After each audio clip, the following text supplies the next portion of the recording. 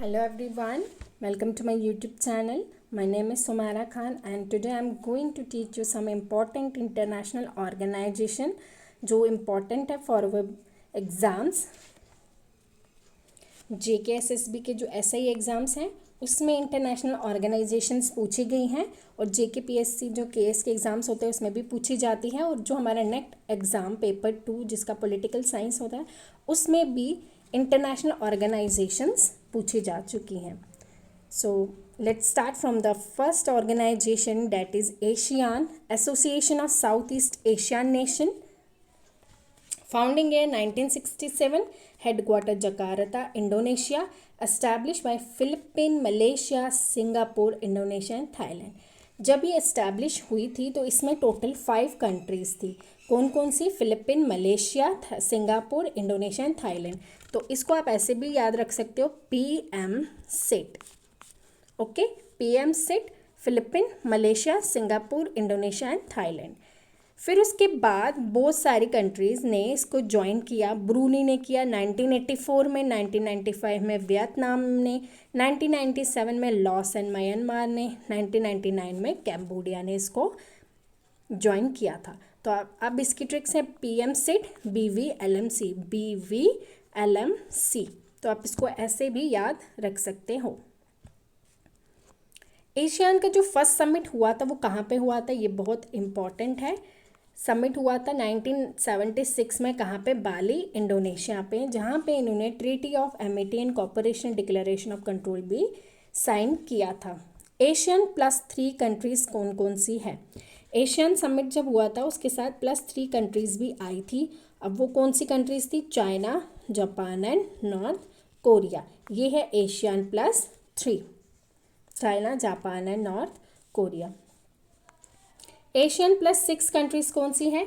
+3 तो ऊपर वाली होगी China, Japan and north Korea. +3 कौन सी होगी? Australia, India and New Zealand. ये है +3 कंट्रीज़.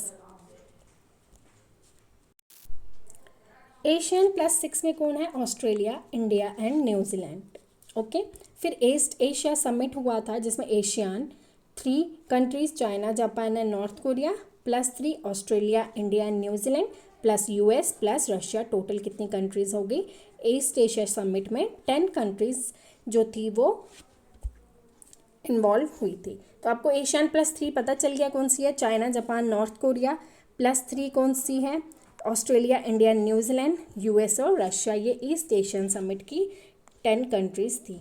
एशियन +3 में सिर्फ 3 कंट्रीज़ हैं. एशियन +6 में 6 कंट्रीज़ हैं जिसमें China, Japan, north Korea, Australia, India and New Zealand भी इन्वॉल्व हैं.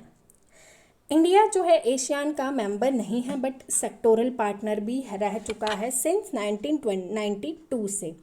फिर डायलॉग पार्टनर बना 1996 में और समिट लेवल पार्टनर बना है 2002 में. तो आपको इंडिया के बारे में पता होना चाहिए कि इंडिया जो है एशियान का मेंबर नहीं है but dialogue partner, sectoral partner और समिट लेवल पार्टनर है. करेंटली अगर देखा जाए तो इंडिया के और एशियान के बीच में 30 डायलॉग्स हो चुके हैं. वियतनाम ने जो 2020 हो रहा है एशियन समिट हुआ था उसमें इंडिया को इनवाइट किया था और वो कब हुआ था? नवंबर 13 to 15. कहाँ पे हुआ था? वियतनाम ने. यहाँ पे 10 डायलॉग पार्टनर्स ऑफ एशियन के नाम लिखे हुए हैं मैंने. Australia, Canada, China, India, Japan, south Korea, New Zealand, Russia, US and European union. अभी आपने मुझे एक क्वेश्चन बताना है कि यूरोपियन यूनियन से कंट्री एग्जिट हुई थी उसको क्या बोला जाता है? ठीक है. 2021 एशियन समिट कहाँ पे हेल्ड होगा? ब्रूनेई में हेल्ड होगा. जब भी एशियन की मीटिंग होती है वो cooperation, economic cooperation, political security, South Asian countries जितनी भी है एशियन के उसके बारे में ही बात करते हैं. ये होप आपको ये फर्स्ट ऑर्गेनाइजेशन जो है उसको याद हो गया होगा. बहुत इजी है, बस आपको थोड़ा सा ध्यान लगा के इसको एक बारी फिर रीड कर लेना PDF तो आपको समझ आ जाएगा. BIMSTEC, Bay of Bengal initiative for multi sectoral technique and economic cooperation. So ये एक इंटरनेशनल ऑर्गेनाइजेशन है जिसमें 7 कंट्रीज़ हैं. कौन कौन सी? BIMSTNB, आपको ऐसे ही याद रखना है, BIMSTNB। Okay. Bhutan, India, Myanmar, Sri Lanka, Thailand and Nepal, Bangladesh, ये कंट्रीज़ हैं किसकी? बिम्स्टेक की। बिम्स्टेक जो था वो कब फाउंड हुआ था? 1997 में फाउंड हुआ था। इसके हेडक्वार्टर है ढाका, बांग्लादेश में। इनिशियली जब ये फाउंड हुआ था इसके कितने मेंबर्स थे? 4 मेंबर थे। बिस्ट जिसको बोला जाता है, PIST, बिस्ट और EC यानी कि इकोनॉमिक कॉपरेशन। बिस्ट में Bangladesh, India, Sri Lanka and Thailand थे। बिम्स्टेक में 5 साउथ एशियन कंट्रीज़ हैं और जो 2 कंट्रीज़ हैं वो ईस्ट एशिया स्टेट्स हैं। साउथ एशियन स्टेट्स कौन सी है? बांग्लादेश, भूटान, इंडिया, नेपाल और श्रीलंका। ईस्ट एशियन कौन सी है? Myanmar and Thailand. तो आपको ये भी पता होना चाहिए कि जो बिम्स्टेक है उसमें 5 साउथ एशियन जो कंट्रीज़ हैं उनका नाम क्या है और साउथ ईस्ट एशियन कंट्रीज़ जो हैं उनके नाम क्या है। 1997 में जो बैंकॉक डिक्लेरेशन हुआ था उसी वजह से जो बिम्स्टेक है वो फॉर्म हुआ था। इनिशियली इसमें 4 मेंबर्स थे, मैंने आपको अभी बताया। इसको फिर रिफॉर्म कर दिया गया था जब इसको म्यांमार ने ज्वाइन किया। पहले ये बिस्ट था, फिर क्या बन गया? BIMST बन गया था क्योंकि इसको म्यांमार ने ज्वाइन कर लिया था।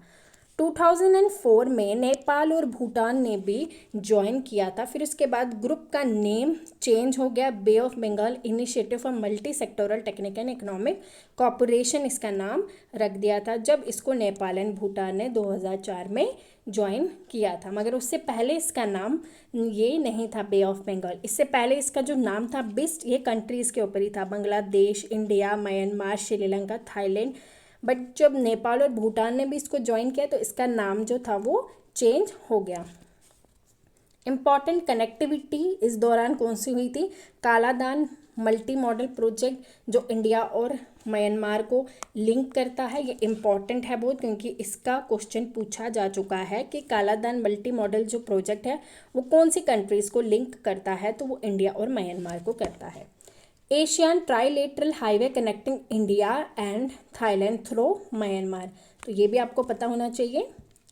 Bangladesh, Bhutan, India and Nepal motor vehicle agreement for seamless passenger.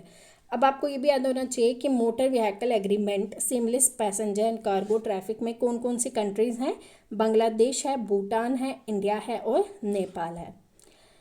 इन सब के बाद इंटर रिलीजन ट्रेड जो था वो भी इंक्रीज हो गया है। सो होप आपको जो बिम्स्टेक है वो याद हो गया होगा।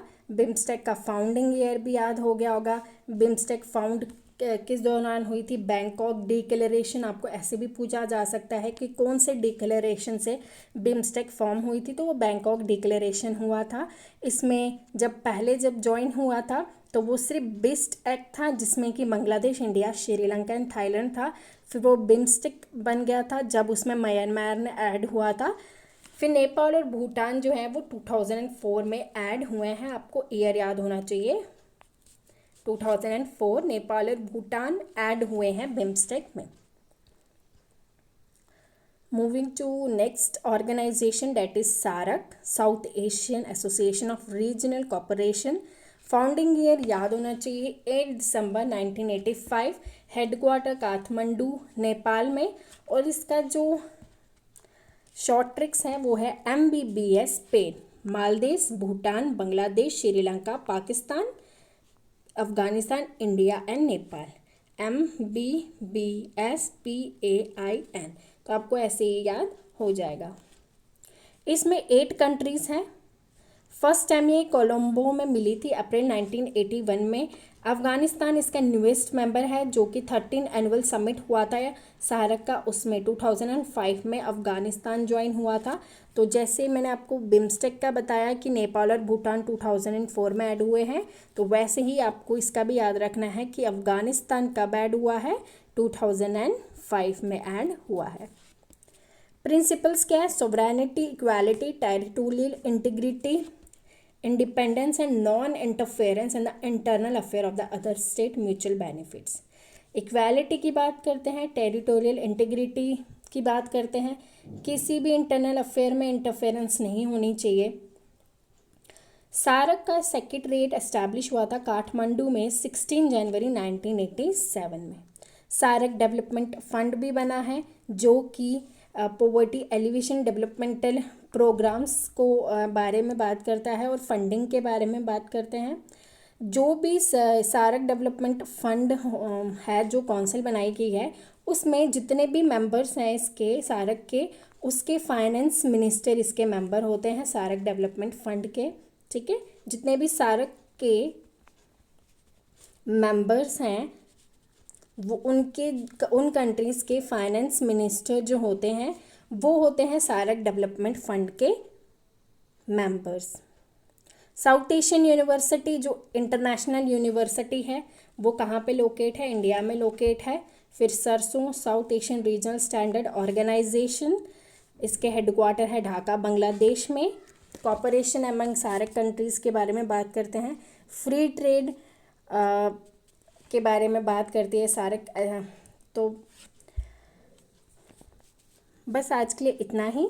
तो होप आपको सार्क भी समझ आ गया होगा। मेन जो हमारे लिए है जेके एसएसबी एग्ज़ाम्स में जो पूछे जाते हैं क्वेश्चन, तो वो कंट्रीज़ के रिलेटेड, उनका ईयर क्या था, कब फाउंडिंग ईयर क्या था और उनके हेडक्वार्टर्स कहाँ पे हैं, तो आपको ये भी याद होना चाहिए। इवन आपको ये भी याद रखना है कि कौन सी कंट्रीज़ की न्यूएस्ट थी। जैसे अफ़गानिस्तान ने 2005 में ज्वाइन किया था। Similarly with the case with BIMSTEC, जहाँ पे जो नेपाल एंड भूटान है वो 2004 में ऐड हुए थे, तो उससे पहले से 20 था।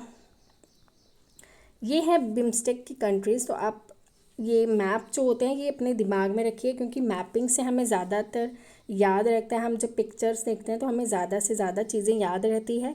तो आप लोग भी इसको मैप के अकॉर्डिंग ही याद रखिएगा कि कौन कौन सी कंट्रीज़ कहाँ पे है एशियन की, बिम्स्टेक की कंट्रीज़ कहाँ पे हैं एंड सार्क की कंट्रीज़ कहाँ पे है। होप आपको ये लेक्चर पसंद आया हो। हम अब मिलेंगे नेक्स्ट वीडियो में, और आपको मैं ऐसे ही कुछ नए और इंटरनेशनल ऑर्गेनाइजेशंस पढ़ाऊँगी जो हमारे एग्ज़ाम के पॉइंट ऑफ व्यू से इम्पॉर्टेंट है। तब तक आप पढ़ते रहिए, अपना ख्याल रखिए। Okay, bye bye.